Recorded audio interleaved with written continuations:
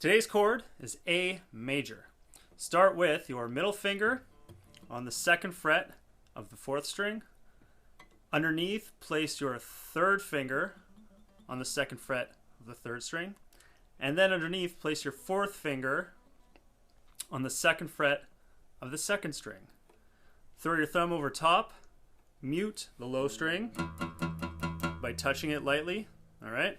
And you should have something like this. All right?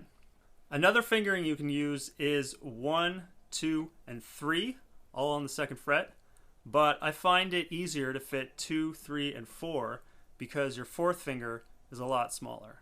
All right, so let me bring it in for a closer look. We've got 2, 3, and 4, all right?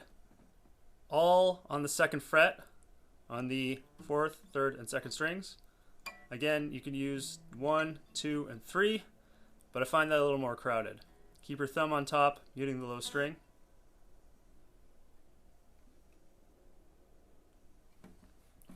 All right, one string at a time.